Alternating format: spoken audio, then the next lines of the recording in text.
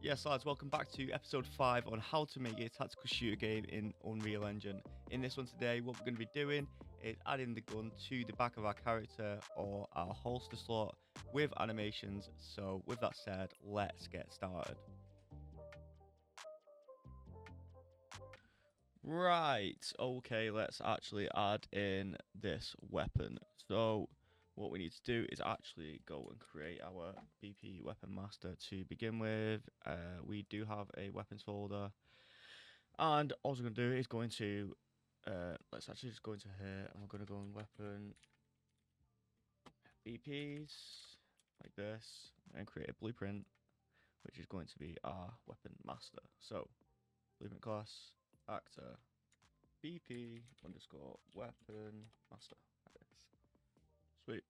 And we can set up some of the initial stats and give it a couple of placeholders. So let's actually just get rid of the animations that we set up last time. And in this, we are going to go weapon. No, actually, no. Static mesh. Or is it skeletal mesh? We can use either, really. It doesn't really matter. Let's use skeletal mesh. So we're just going to drag that in there and then rename this to weapon mesh like that. Or you can do skeletal mesh just like this. Right, okay. Next, we need a arrow component. So arrow like this. Arrow, we're going to call this bullet trajectory like this. And this is going to be anchored to the muzzle like this. So that's the reason we're using a static skeletal mesh, because if we did static mesh and did this and chose the rifle like this, this is here. Let's just pretend we're using this. If we go and select this, and then we try to add another arrow. Wait, let's get it selected. Arrow like that. If we use this arrow, it shouldn't have a bone, as you can see, but this one, it actually does have some. It does have some bones. So that's why we're using a skeletal mesh over a static mesh. Let me just delete this like that, and then the default scene root is going to be our weapon mesh like that. So it should look like this: BP weapon master, weapon mesh, and trajectory. We can actually change the size of this arrow. Probably not going to see this in game anyway, but you know, 0.1, and the length, let's do 200. And this is where the bullet's going to come from. Okay. That is looking good. The one thing we do need to add, actually, another thing, is a box collision, because I want to be able to walk up to this, and when we overlap with this weapon, I want to be able to pick it up. So let me just show you. If I go into our weapon BPs, weapon BP master, drag it in, now we have a box around our weapon like that. And if I was to go up and go click, when we're inside this little box, the invisible box that is, we should be able to press F to pick it up. That's what I want. Okay. Right. Just delete that out of the level. Sweet. And then let's go back into these folders, into the BP weapon master. And what we're gonna do is, well, we could do two things, right? We can either do a projectile, so when we shoot out the end of the weapon, we can make it like shoot and then the bullet drops like this, or we could do a, what's it called now, a line trace, which is just a hit scan. So we could either use hit scan or bullet projectiles. Usually what a lot of games actually do now is, it's quite common practice to actually just always use projectiles, but a lot of games actually do hit scan for the rifles or for the SMGs, and then they use projectiles for the sniper rifles. So you've got to, like, account for the drop. We are probably going to implement both, to be honest, but what I actually want to do first is go to the event graph, and I'm just going to delete all these for now, and then we're going to go to weapon master box weapon master box collision, which is the box, and let's actually just change it like this. Sweet. We can right click, add event, component begin overlap and end overlap, just like this. We've got both of them. We're gonna get out of then we're gonna create a new variable, pick up range, and then we're just gonna hold Alt and drag this out and set it just like this, and that is gonna be true. So when we walk over it, when we walk over this box, it's gonna tell our character, it's gonna tell the engine that we are in the pickup range and we can actually pick this weapon up. And when we leave the box, it will do the opposite. So let's actually come out of it and print string and in pickup range, and let's do equals true. Oops, you have to follow this bit, but in pickup range equals true. I'm just going to show you what I'm on about instead of just explaining, because I know people learn in different ways. Like me, I cannot listen to stuff, I have to see it to actually understand it. So let's just do 0, 0 like that, make it red. This one green. 0, 1, 0 like that, and change this one to false like that. And then when we actually, we're not even going to be able to display this yet, but it should print that to the screen. Let me see if it actually works in a second. Check it out. Okay, it does work. So when we walk over it, it says true because we're now in the pickup range, and if we wanted to, we could interact with this. If not, when we go backwards, false, right? So true and false. And we can further display this by selecting the box collision and uncheck hidden in game. Click play like this. Boom. Right, so we have a working box collision, and obviously to further show, let's go back into here. Let's click that, and there. As you can see, when we actually just overlap with the box a little bit, it says true and then false. Right. Okay, now we have the variable set, so we can actually interact with this kind of thing. We can move on to doing some other stuff. So let me just see on the other project, which I've got on my other screen, if we are using the fire projectile. Let me see. It doesn't seem that we are. Yeah, we are. We are doing a projectile. Right, okay, let's go and check our input actions, because I'm not sure if we actually created any before. And we do have an IA interact input action here, and we're going to put this to use. So when we go into our shooter character, in fact, actually, no. This here needs to be a child. So we're going to go content, weapons, weapon BPs, and duplicate this by pressing Control D, and we'll rename this BP underscore weapon. No, BP rifle, like that. And then because this is a child, it'll inherit everything that we've put in here. So if we were to change this to, no, actually, let's make another. Control and D, like that. When we can actually, turns out I've actually done this wrong. Ignore me, I am not with it today. So if we right click on the BP Weapon Master, we can actually create a child blueprint class. That's what we're going to do. And then this is going to be rifle, like that. And then duplicate that. We can do SMG, like that, right? And you can see they're all the same. So whatever's in this one, this is basically the parent, and these are the children. It'll inherit everything. So even though we've put it as SMG, we click open full blueprint editor, it is basically the exact same with the inherited logic, right? Okay, so what's the deal here then? Well, we can actually just switch out this mesh and just type in SMG. Do we have an SMG? SKM pistol rifle. We've got a pistol, so we'll just use pistol for now. Like this, pistol, like that, and we have our rifle. So a rifle, we have a pistol. Now let's just drag these in and see what happens. So middle one's our master, the right is the pistol, and it's true or false. True, false, true, false. Right, okay, that's working fine. And we don't want to mess about with this one, so let's just delete this. And let's set up these inputs, right? So here is all of the camera and movement inputs that we set up in the earlier episode. And now what we kind of want to do is when we press the F key, which is our IA underscore interact, this here, we want to do something. And what do we want to do? Well, we actually want to put it out of started. So what we'll actually do, I started, we'll create a branch straight away. Condition, promote this to a variable.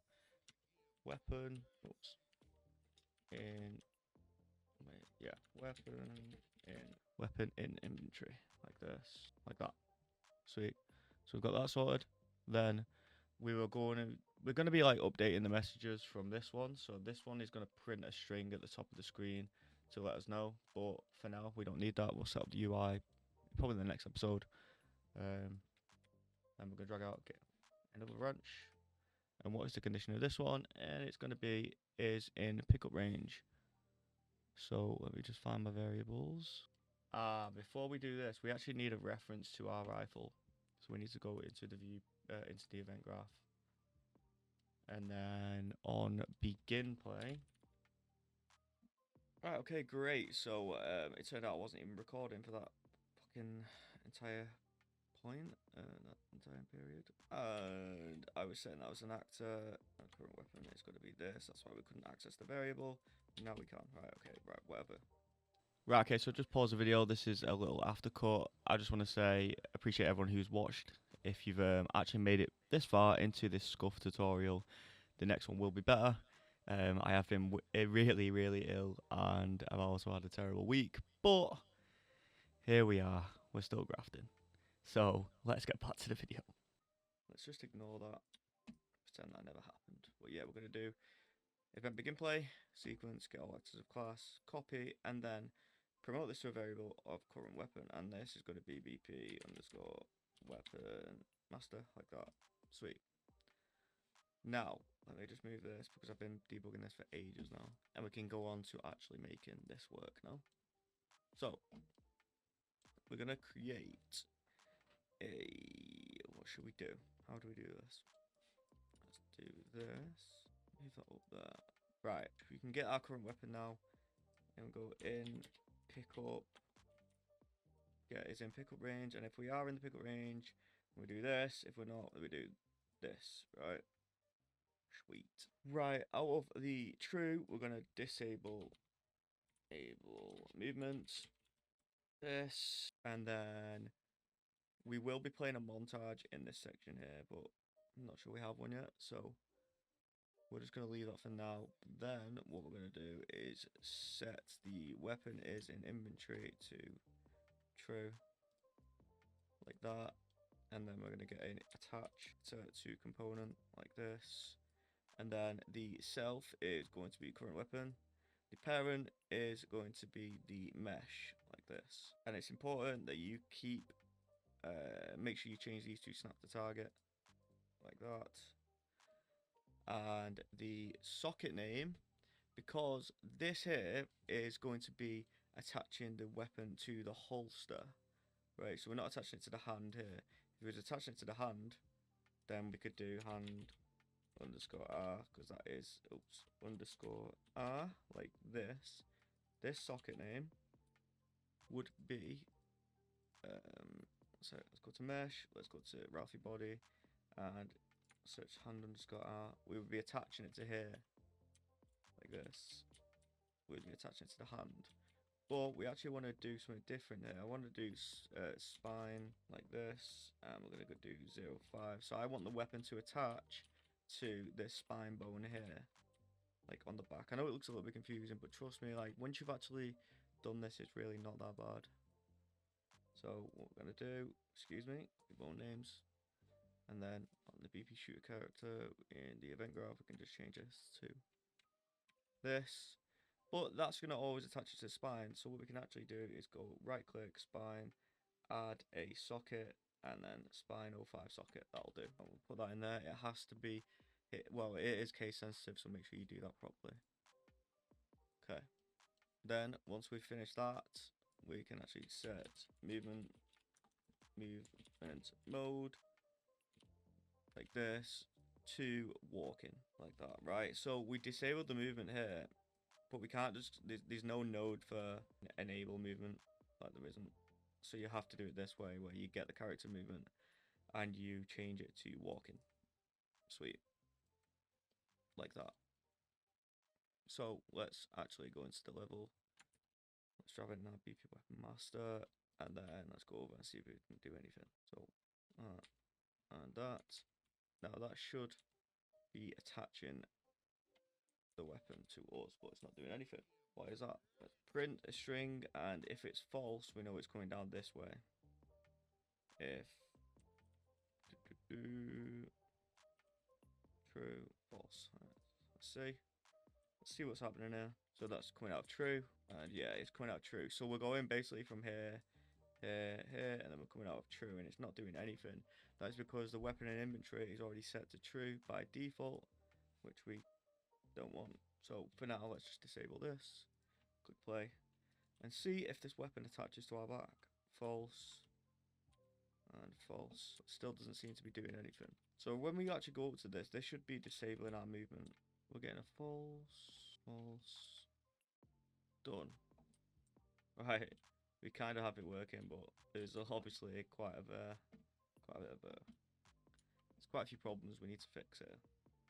So the reason we can do the way we fix this, if we go to the skeleton and then we add a preview asset, we can actually right click, add preview asset, and it's going to be rifle like this, and choose the skeletal mesh, and that's how it looks on our character when we actually pick it up in there. So let's position this somewhere like this.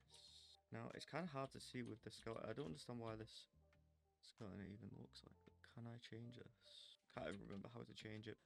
Okay, so just another little post edit. If anyone actually knows how to change this default like preview here, please let me know in the comments below, and I will add it to the next tutorial, because I can't remember off the top of my head how to change it at all, and I don't really want to be seeing just the skeleton, because I think it makes it harder for me, and it makes it harder for everyone trying to watch. So like I said a million times, I'm not a pro, but we are all learning together, so let's help each other. Just leave it in the comments if you can. Thank you. This is basically the gist of it. What we could actually do is I'm going to put in the values manually. So if I go to my other project, then content, core characters. Okay, so what I'm going to do, I'm just going to copy these and paste them like this. And then the rotation is going to be something like this. We will change this later, so don't worry about that, but let's just have a look if it works. Okay, now we do have a weapon attached, and if we just press F8 like this, we can actually eject out while the game is like still running, and then we can drag this here, drag this down here like that, and we can actually rotate on the fly to adjust this rifle like that. Sweet.